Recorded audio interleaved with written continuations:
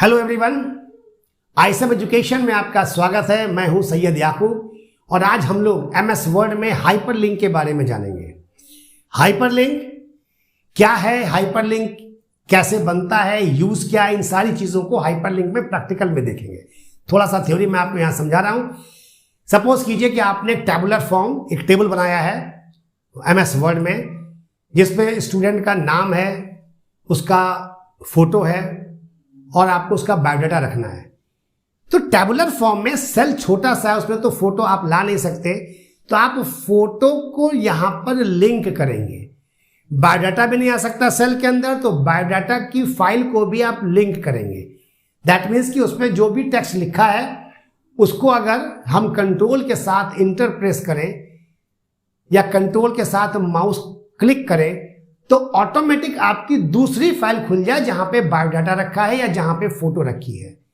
तो इसी को हम बोलते हैं हाइपरलिंक, किसी टेक्स्ट को किसी फाइल से लिंक करना।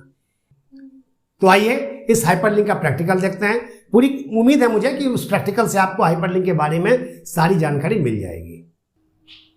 तो आइए हाइपरलिंक का लैब देखते हैं। जैसा कि मैंने आपको बताया था कि किसी भी टेक्स्ट को हम लिंक करते हैं किसी दूसरी फाइल से। सपोज कीजिए यहां पर हम एक एग्जाम्पल लेके चल रहे हैं जिसमें स्टूडेंट की डिटेल्स है। हम चाहते हैं कि स्टूडेंट की फोटो पर एक टेक्स्ट ऐसा लिखें जिस पर क्लिक करने से फोटो वाली फाइल ओपन हो जाए। उसी तरीके से बायोडाटा स्टूडेंट का क्लिक करें तो जहां पर भी उसका बायोडाटा है वो फाइल ओपन हो जाए। इसके लिए पहले इस फोटो वाले पे आकर के मैंने स्टूडेंट का नाम दिया और अमन पिक लिखा, ताकि याद रहे कि अमन की पिक है या अमन की इमेज है। जो भी आपको लिखना होगा आप चाहें तो लिख सकते हैं। उसी तरह से अमन का बायोडाटा है तो मैंने यहां पे अमन का बायोडाटा लिख दिया। ठीक उसके नीचे सुनील की डिटेल्स लिखना है तो यहां पे मैंने लिखा सुनील इमेज और आगे लिख दिया सुनील बायोडाटा। अब हम चाहते हैं कि जिस तरह से हमने अमन का इमेज और सुनील का इमेज और जिस तरह से अमन का बायोडाटा और सुनील का बायोडाटा यहाँ पे टेक्स्ट में लिखा है, जैसे ही इस टेक्स्ट पर हम कंट्रोल के साथ क्लिक करें तो ऑटोमेटिक वो इमेज या बायोडाटा ओपन हो जाए। इसके लिए हमको हाइपरलिंक लगाना होता है। तो पहले अमन की इमेज जिस पे मुझे टेक्स्ट पर क्लिक करना है उस टेक्स्ट को मैंने सेलेक्ट किया। सेलेक्ट करके हम जैसे ही इंसर्ट में जाएंगे वहां पे देखिए मुझे हाइपरलिंक मिलेगा। हाइपरलिंक पे क्लिक करके आपको पहले ये पता होना चाहिए कि आपकी इमेज कहां पर सेव है। तो मैंने डेस्कटॉप पे इमेज को सेव किया हुआ है। तो जब हाइपरलिंक में गए तो यहां से सबसे पहले हम डेस्कटॉप को सेलेक्ट करेंगे। मैंने यहां पे आकर के डेस्कटॉप को सेलेक्ट किया।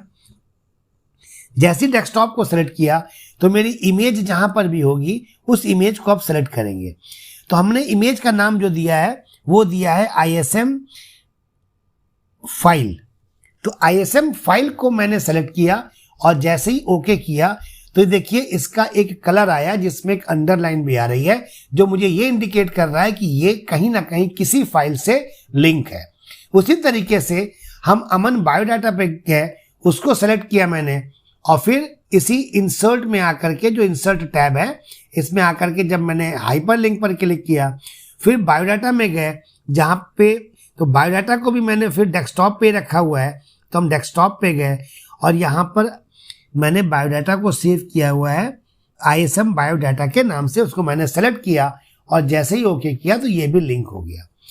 अब इसी तरीके से बाकी स्टूडेंट की डिटेल्स को भी हाइपरलिंक करते हैं। अब मुझे हाइपरलिंक ओपन करने के लिए जिस इमेज पर या जिस बायोडाटा पे लिंक लगाया है वहां पे कर्सर ला करके कंट्रोल प्रेस करेंगे और कंट्रोल के बाद जैसे ही क्लिक करेंगे तो वो इमेज की फाइल खुल जाएगी जो मैंने इमेज की फाइल को हाइपरलिंक किया होगा।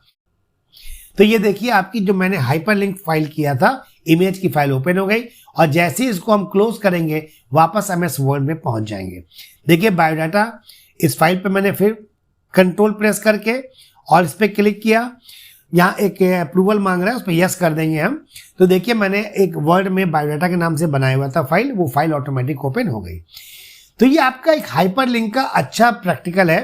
कभी कभी सेल्स में भी आप देखेंगे कोई कंपनी है, उसमें 2-3 सेल्समैन है और उनका यहाँ पे शॉर्ट में दिया हुआ है, सेल्समैन का नाम दिया हुआ है और 1 मंथ की टोटल सेल दी हुई है।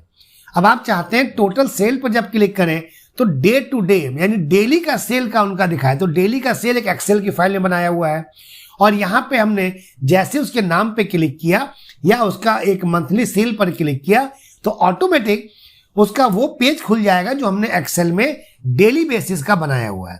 तो इस तरह की बहुत सारी चीज़ों को हम हाइपरलिंक चाहें तो कर सकते हैं और ये अच्छा प्रैक्टिकल है, अच्छा ऑप्शन है, बार बार यूज भी होता है। आइए यहाँ पे फिर सुनील इमेज, इसको भी मैंने सेलेक्ट किया और सुनील इमेज को सेलेक्ट करके फिर हाइपरलिंक में गए, फिर अपनी फाइल जहाँ पर उस फाइल में गए तो मैंने डेस्कटॉप पे फाइल रखा है, डेस्कटॉप में गए और फिर मैंने मान के चलिए आईएसएम फाइल को ही सेलेक्ट कर लिया। यहाँ पे आपको एक चीज नजर आ रही होगी, जो मैंने लिंक किया है देखिए ये ब्लू कलर में आ रहा है, लेकिन जिस लिंक पर हम एक बार विजिट कर चुके हैं तो देखिए उसका कलर चेंज हो गया। ये जो आपको नजर आ रहा है अमन का, दोनों लिंक आपका जो हाइपरलिंक मैंने बनाया था फोटो या बायोडाटा, वो कलर चेंज हो चुका है।